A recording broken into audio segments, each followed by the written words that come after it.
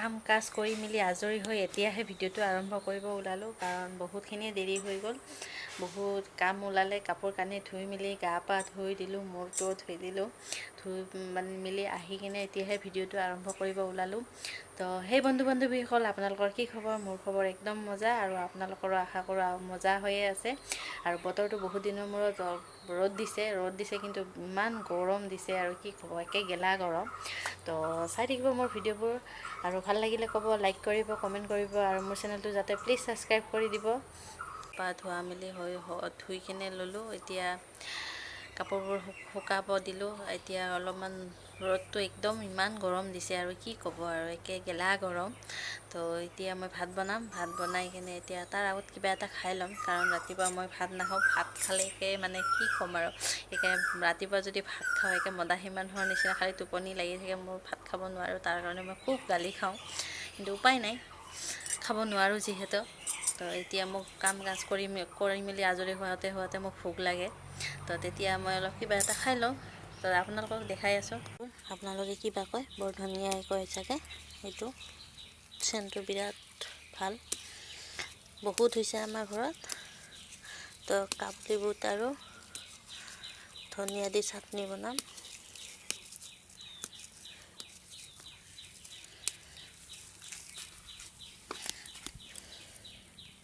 বেছি নহয়, অলপখিনি আনিছে ঢেকীয়া, অলপমান ওচৰৰ পৰা, আৰু এয়া লাও আগ, এইটো আমাৰ তেজপাতৰ গাছ দুডাল আছে,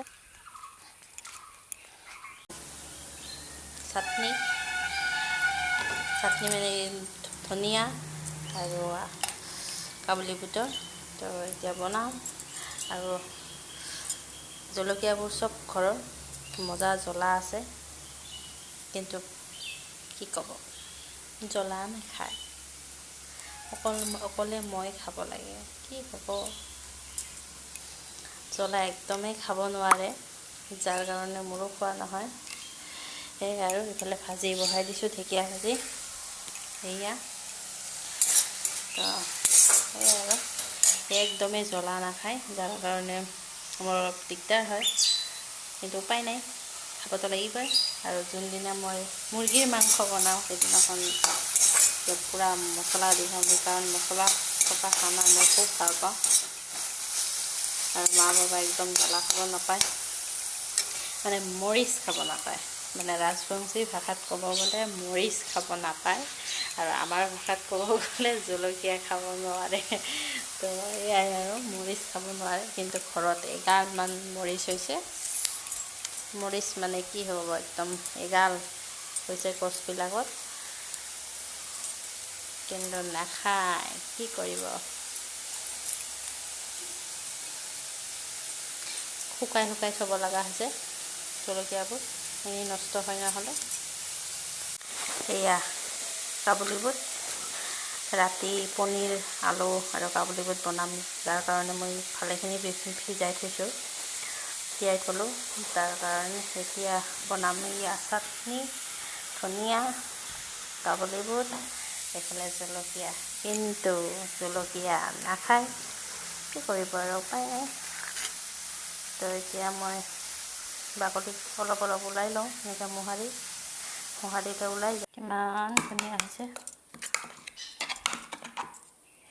দালি ভাতৰ লগত খাবলৈ ভাল হয়। চাওকচোন কি জিভা ওলাই হৈছে, ঐ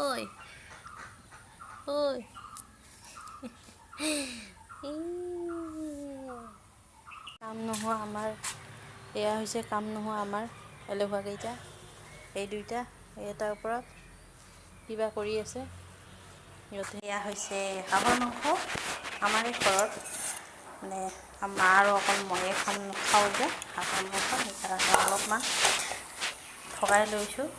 ওচৰৰ মানুহ বাবা এজনে কাটি দিলে।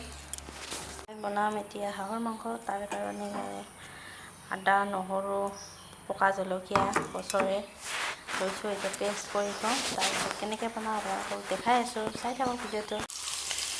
এতিয়া দিলোঁ মাংস বেছি নহয়, কাৰণ দুভাগমান কৰিলে, মা আৰু অকল ময়ে যে, সেইকাৰণে।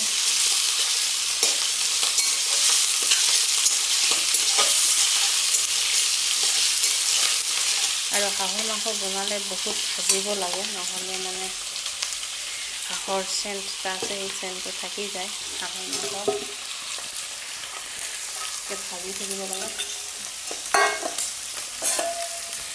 ভাজি উঠোঁ দি সোৱাদ অনুসৰি নিমখ, হালধিটো অলপ পাছত দিম, কাৰণ নিমখটো দিয়াৰ পিছত মাংসৰ যিখিনি পানী আছে সেইখিনি ওলাই যায়।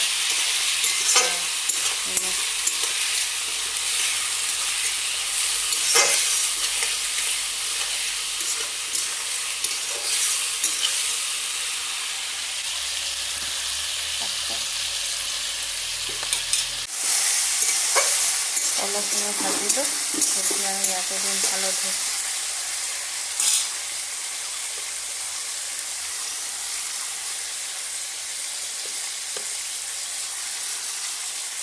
হাঁহৰ মাংস আৰু কোমোৰা একে খাবলৈ যে কি মজা, কিন্তু কি ক'ব আৰু।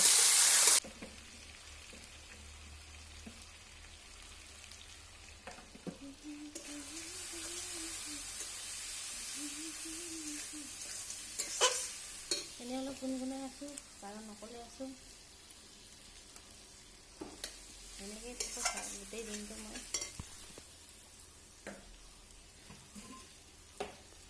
মছলা দিলোঁ, অলপমান মছলাৰ পানী দিম যাতে। ৰাজবংশী ভাষাত বনাই আছোঁ, মানে বনাই আছোঁ হাঁচেৰ মচং।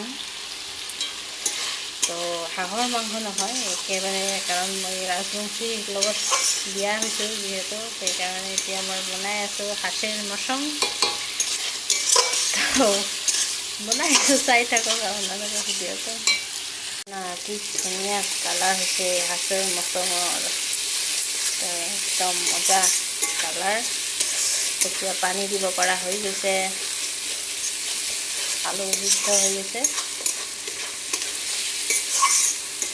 পুৰা চাওক না কি কালাৰ উঠিছে।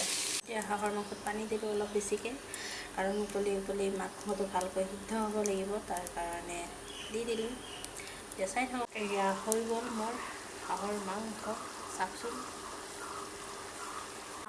কোমল কঁঠাল একদম সৰু, তো এইখিনি বইল নকৰোঁ, এনেই অলপ গৰম পানীত তিয়াই থৈছোঁ। তো এইখিনি বনাওঁ, ফটো দেখাওঁ। একেবাৰে আমাৰ মানুহজনে কৈছে যে মাংসৰ নিচিনা ফ্ৰাই কৰিব লাগে বোলে, খুব খাই ভাল পায়। তো বনাই আছোঁ। আৰু জিৰা জালুক চব ইয়াতে দিলোঁ, পূৰা ভাজি আছোঁ। আৰু এতিয়া দিম, এতিয়া চাওকচোন কি ধুনীয়া কালাৰ উঠিছে। কঁঠাল চব্জি হৈ গ'ল। এতিয়া খাব ওলাইছোঁ ভাত, কঁঠালৰ চব্জি, হাঁহৰ মাংস, একদম মজা। মোৰ চেনেলটো ছাবস্ক্ৰাইব কৰিছে তেওঁলোকলৈ ধন্যবাদ, আৰু যোনে যোনে কৰা নাই প্লিজ মোৰ চেনেলটো ছাবস্ক্ৰাইব কৰি দিব, আৰু ভিডিঅ'বোৰ কেনে পায় জনাব। তো আজিলৈ ইমানেই, বাই বাই।